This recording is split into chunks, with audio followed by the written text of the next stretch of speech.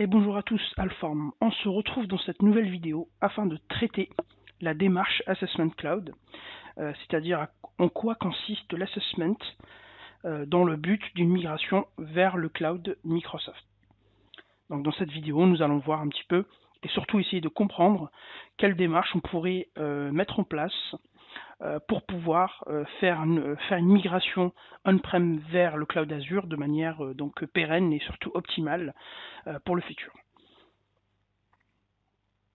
Donc en termes de plan, nous allons voir donc la définition de l'assessment. En fait, il n'y a pas vraiment de définition proprement dit, mais là ce que je vais vous exposer c'est plutôt mon retour d'expérience et ce que j'entends par assessment, à savoir l'évaluation de votre environnement existant. Ensuite, nous allons voir la démarche. Par contre, la démarche, on a quand même pas mal de méthodes qui sont, on va dire, plus ou moins universelles aujourd'hui, que je vais donc vous exposer par rapport à tout ce que j'ai vu sur mes différents projets en termes de migration et surtout ce que j'ai pu aussi lire à droite à gauche sur des bouquins, etc. Et puis surtout des choses importantes qu'on va voir à la fin, c'est les points d'intention sur en fait quelques petite particularité où il faudra faire très attention avant bien sûr donc d'entamer une migration vers le cloud Azure. Donc comme je vous le disais tout à l'heure, donc pour faire simple, la définition de l'assessment tout simplement, c'est en fait c'est une évaluation de votre environnement existant. Donc à savoir aujourd'hui par exemple, vous avez une infrastructure de virtualisation par exemple, Hyper-V ou VMware, vous avez plusieurs machines virtuelles, vous avez du stockage, vous avez du réseau. Vous avez également des éléments de sécurité, etc. pour donc en fait faire vivre ce monde-là. Et pour ça, tout simplement, le but, avant de migrer tout ce monde vers le cloud, vous imaginez bien qu'il va falloir évaluer cet environnement, c'est-à-dire est-ce que vous avez des serveurs applicatifs, est-ce que vous avez des serveurs dites d'infrastructure, par exemple Active Directory, DNS, DHCP, des serveurs SCCM, etc. Est-ce que vous avez des workstations en VDI ou est-ce que vous avez des workstations en standard, c'est-à-dire avec des laptops ou des desktops? Quel type d'OS vous avez? Est-ce que vous avez du 2012 R2? Est-ce que vous avez du 2012? Est-ce que vous avez du Windows 10, Windows 7, etc. Toutes ces informations-là vont être nécessaires avant en fait de commencer la migration vers le cloud. Pourquoi? Parce qu'il faut savoir par exemple qu'il y a certains systèmes qui ne seront pas acceptés dans Azure, il y a certaines configurations qui ne seront également pas acceptées dans Azure, donc il va falloir faire très attention lorsque vous démarrez un projet de migration vers le cloud Microsoft Azure ou un autre cloud comme je vous l'ai dit, Amazon ou autre, vous êtes obligé de faire une évaluation de l'état de l'existant avant de faire quoi que ce soit. Donc vous devez connaître ce que vous avez au sein de votre environnement, ça c'est primordial. Donc c'est une étape très importante et surtout à ne pas négliger. Donc après, en termes d'assessment, vous avez la partie technique, ce que je viens de vous exposer, donc à savoir l'assessment au niveau des OS, l'assessment au niveau de la partie infrastructure, l'assessment au niveau de la partie virtualisation, etc.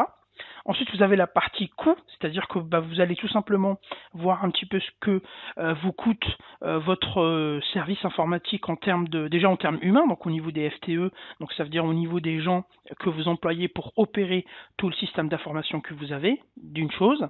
De deux, vous avez également faire l'assessment aussi de l'état des lieux au niveau des coûts de l'acquisition de votre matériel. Parce que j'imagine bien que si vous avez une infrastructure de virtualisation, vous avez sûrement acheté du serveur donc dans le passé, et vous avez également acheté une BSAN ou des NAS pour la partie stockage, donc pour stocker vos machines virtuelles. Vous avez aussi acheté des switches, vous avez acheté des firewalls, etc., etc.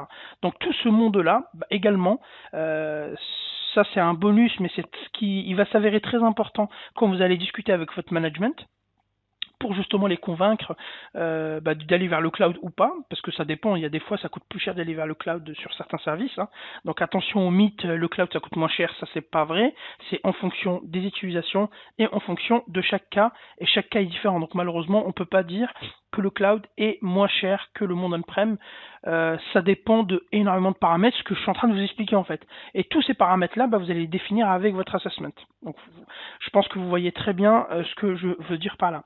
Donc après, comme je vous l'ai dit, en termes de coût, Ce qui serait intéressant, effectivement, c'est d'arriver avec, voilà, monsieur le directeur, voilà ce que ça nous coûte notre infrastructure aujourd'hui, en passant par l'électricité, en passant par les gens qu'on emploie, ou si vous avez des prestataires, les prestataires que vous payez, en passant par l'acquisition matérielle. Donc, par exemple, vous allez forcément acheter des baies de stockage et des serveurs, etc., sur ce qu'on appelle un retour sur investissement entre 3 et 5 ans.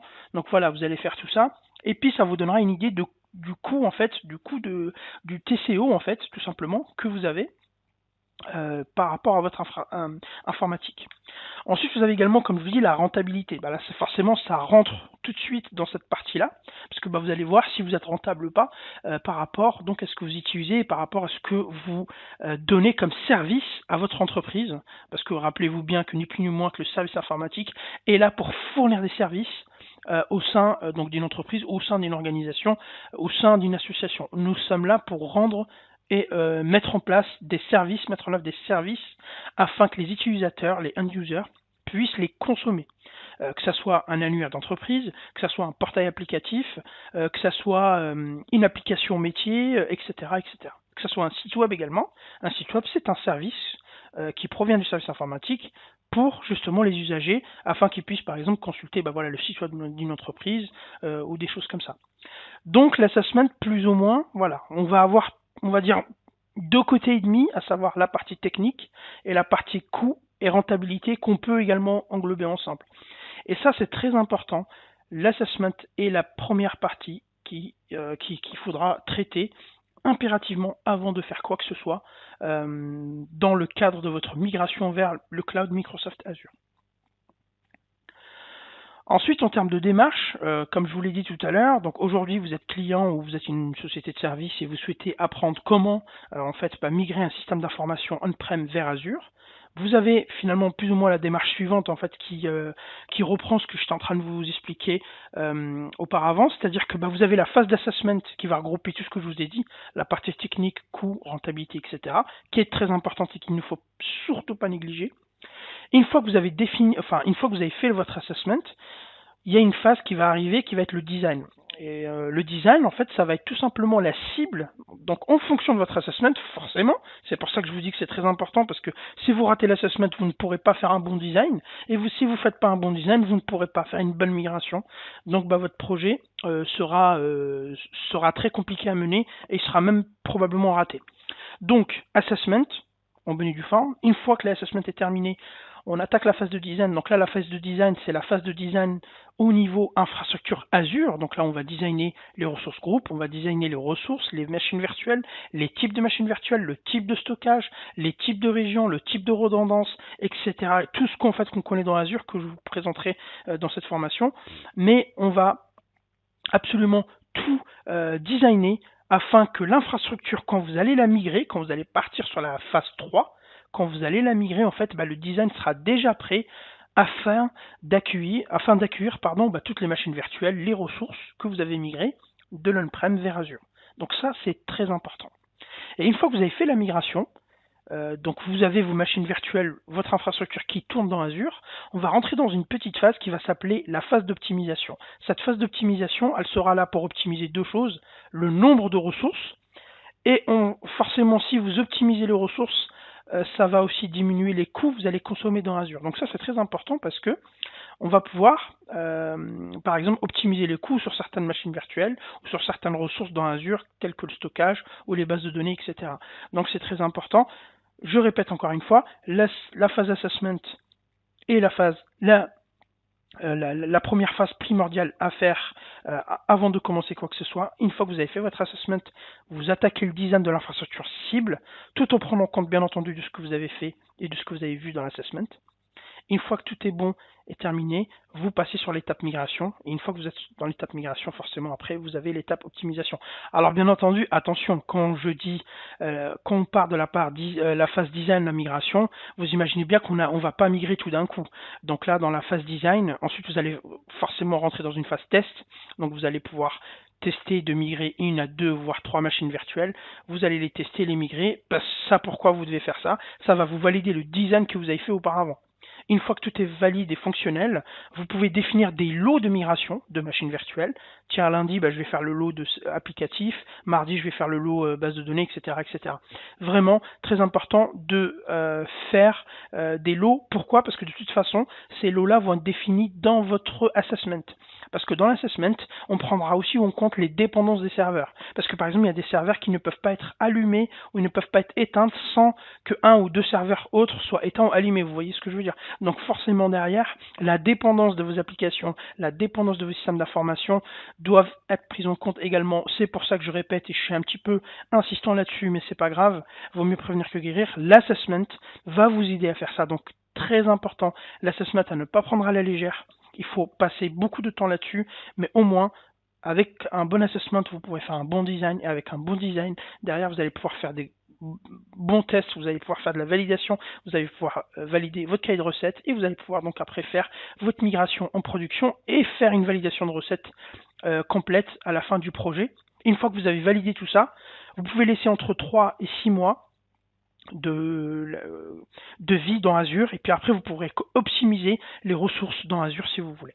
Alors après, j'ai certains clients qui essayent d'optimiser juste après la migration, donc ça aussi vous pouvez le faire, mais moi ce que je recommande, c'est d'avoir un recul donc sur la consommation Azure entre 3 et 6 mois, et une fois que vous avez ce laps de temps de consommation, vous allez pouvoir optimiser ou pas, d'ailleurs, parce que des fois on ne peut pas optimiser malheureusement, les coûts de votre infrastructure dans Azure. Alors, bien entendu, comme tout à l'heure, je vous l'ai dit, l'assessment, donc c'est une phase qui est très importante. Quand vous allez faire l'assessment, donc je vous ai dit que on allait faire l'assessment technique, la partie coût et la partie rentabilité, etc. Mais forcément, vous imaginez bien que on va pas le faire comme ça à la main, etc. Donc en fait, il y a plusieurs choses pour pouvoir qui vont pouvoir vous aider à faire cet assessment. La première chose, c'est les sources d'informations internes. Je m'explique. Dans un système d'information, vous devez avoir de la documentation. Donc normalement, si vous êtes bien réglementé et que tout est bien documenté chez vous, vous devez avoir tous les designs de vos solutions qui sont en place aujourd'hui. Donc par exemple votre design Active Directory, votre design DNS, votre design firewall, votre design de stockage, votre design de virtualisation, etc.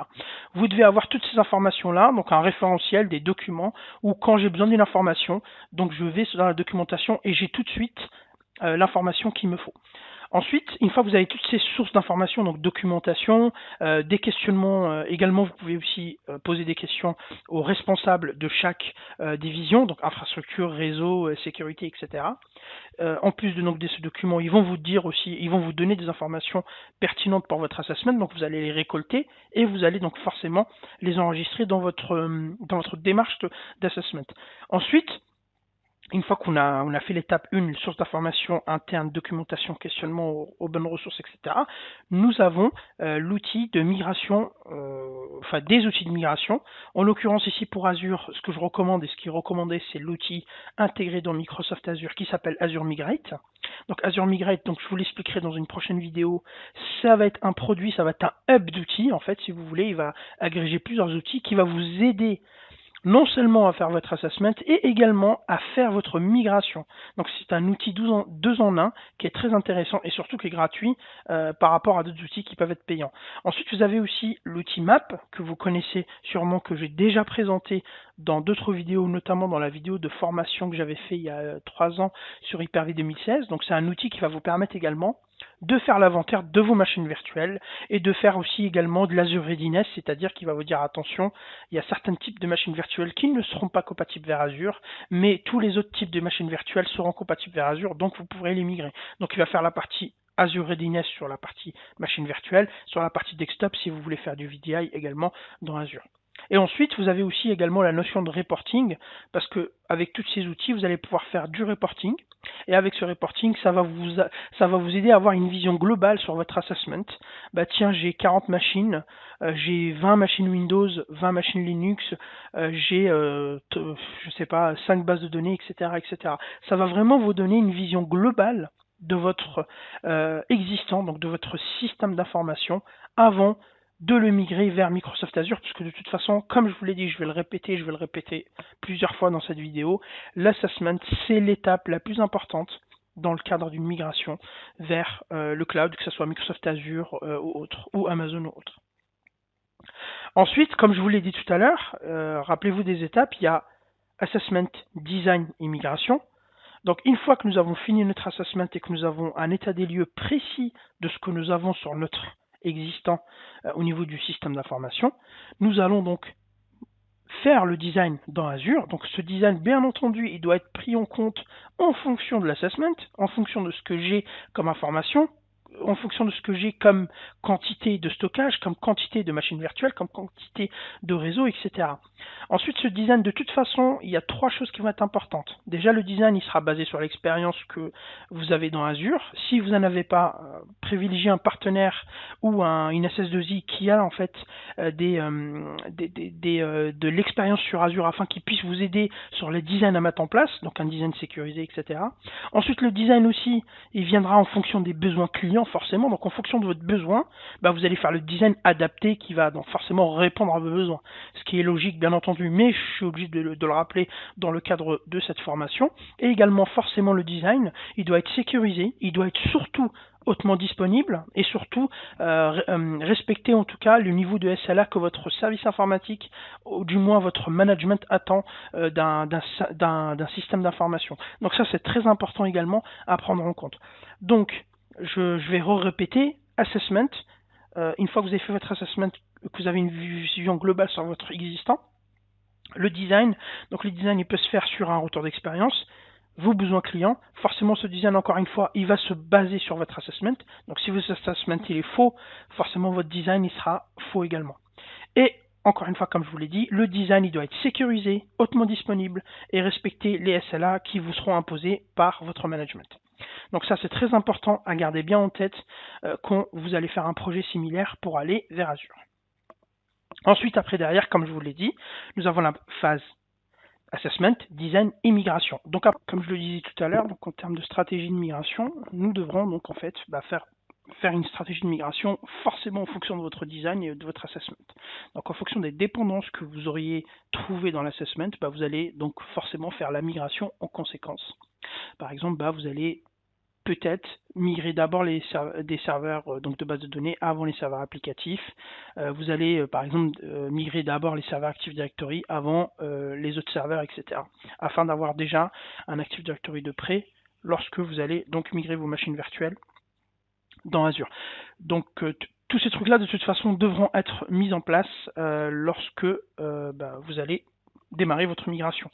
Et c'est pour cela que ce que je disais qui est très important, donc la migration également se fera pas en une seule fois, mais elle se fera en plusieurs fois avec plusieurs lots de machines virtuelles. Alors forcément, ça dépend de la quantité de machines virtuelles que vous avez. Si vous en avez 200, vous serez forcément obligé de la séparer en plusieurs lots. Si vous avez 10 machines virtuelles ou 5 ou 6 machines virtuelles, là, je pense que la question ne se posera pas en fonction donc de la difficulté et de la complexité de votre infrastructure. Donc de toute façon, comme je vous l'ai dit, il n'y a jamais de noir ou de blanc, c'est toujours en fonction de l'existant, donc forcément en fonction de l'assessment, du design, que vous allez pouvoir définir un plan de migration qui répondra à vos besoins et surtout à vos contraintes. Donc la démarche plus ou moins on va dire sous forme dessin, en fait voilà, quand vous allez faire votre assessment, vous allez utiliser les outils comme je vous l'ai dit, Azure Migrate et ou Map ou autres outils. Ensuite, également sur cet assessment, vous allez utiliser toutes les documentations clients comme je vous l'ai dit que vous avez, les inventaires des machines virtuelles existants, les documentations de design, etc. qui vont vous aider à faire votre assessment. Et tout ça en fait derrière, voilà, donc vous allez pouvoir faire analyser votre workload, analyser toute l'architecture que vous avez, la partie finance, donc en termes de coûts, ce que ça vous coûte. Vous allez également définir les machines et les workloads qui sont risqués avant de les migrer, donc il faudra faire très attention, notamment si vous avez des ERP, des serveurs qui hébergent des ERP, des bases de données très importantes pour votre business, etc. Donc la partie également opération et sécurité devra être prise en compte quand tout cela sera dans Azure. Ensuite, voilà ce que ça ressemble l'outil map. Par exemple, l'outil map, voilà, j'ai fait un assessment, donc il me ressort le résultat suivant, j'ai 84 serveurs. Donc j'en ai 17 en virtuel, 0 en physique et 13 qui n'ont pas pu être déterminés. Donc je verrai plus tard pourquoi. Vous voyez qu'il me sort par exemple que j'ai 3 serveurs 2003, 1 serveur 2008, 8 serveurs 2008 R2 et 72 serveurs sous 2012 R2. Donc voilà, déjà je peux avoir un état des lieux de mes serveurs et de mes OS au niveau de mon système d'information. Donc ça, c'est un exemple de map. Ensuite, vous avez l'exemple d'Azure Migrate.